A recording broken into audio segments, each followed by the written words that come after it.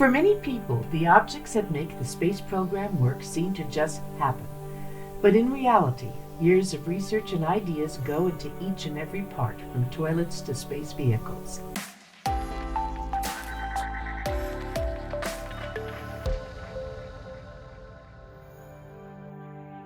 The use of prototypes is essential to see if the item is too heavy, too light, or just right for final production.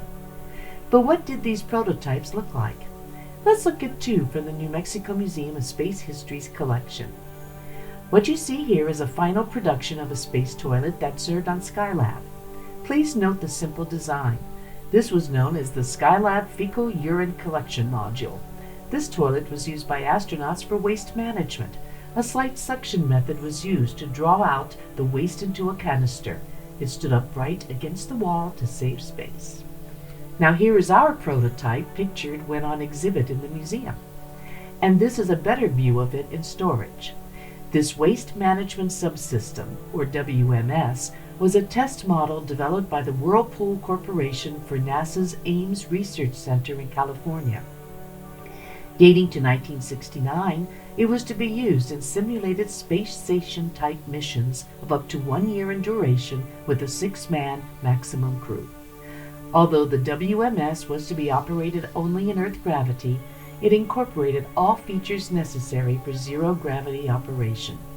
Aluminum and stainless steel were used to minimize fire hazard potential.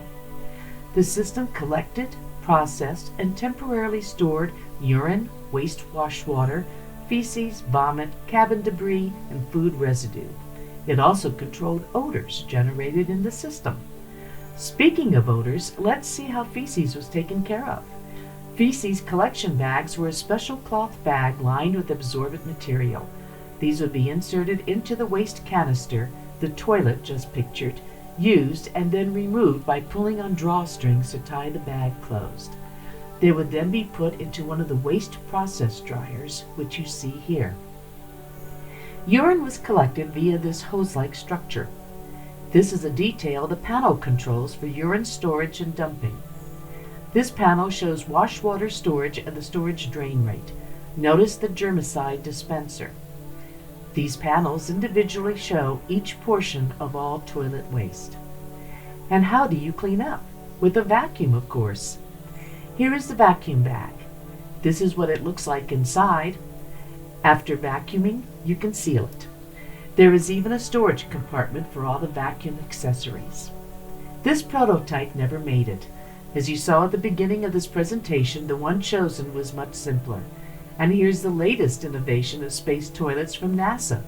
Is it simpler?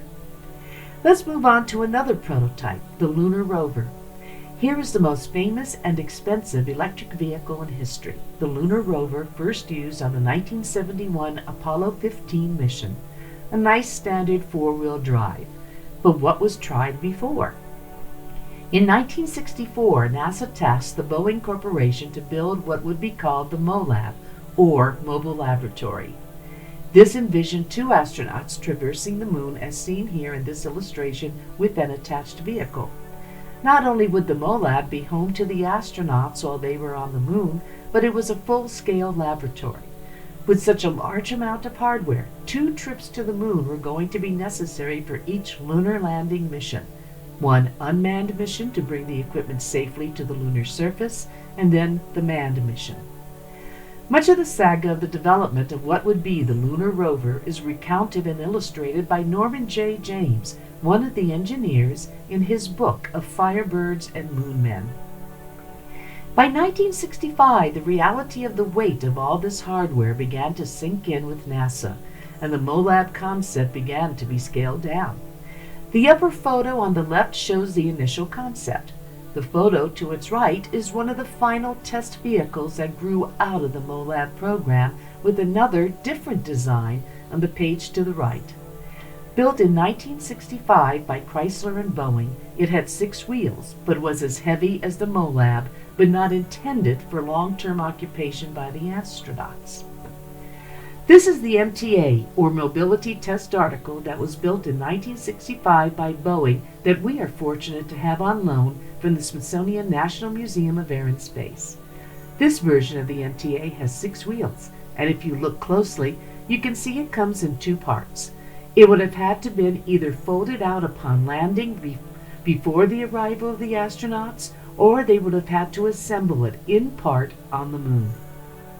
The planners never got that far along because by 1966, NASA realized that the MTA weighed the same as the MOLAB, which had already been rejected as being just a bit too large for the Saturn V to deliver. Back to the drawing board. The museum is fortunate to have this MTA, and we intend to put it on display once it has been restored. These are 3 of the 6 tires that were designed and tested for the MTA in 1965 and 1966. Unlike the rubber tires that you saw in the previous photos, they are very similar to the final lunar rover tires shown in the first image. Prior to actually having people walking on the moon, it was unknown what the depth of the lunar dust surface would be, and there were issues concerning the rocky terrain. Testing of the 6-wheeled MTA on Earth showed the suitability of the tires, shown as an all-terrain type tire, though a slightly modified tire was eventually used on the moon. In reality, we have 2 prototypes in this one artifact, not just in the MTA, but also its tires. This is an artist's conception of the future lunar rover that NASA hopes to use once the Artemis program will begin to take astronauts back to the moon. It appears to be a bit of a return to the mobile lab concept, as everything new under the sun often ends up being an older idea. Thank you for joining me today for this walk through the Space Vault. I'm Sue Taylor, Chief Curator for the New Mexico Museum of Space History. Be sure to follow and like us on Facebook and YouTube, and check us out on the nmspacemuseum.org. Better yet, visit us in person in Alamogordo. You never know what's new at the New Mexico Museum of Space History.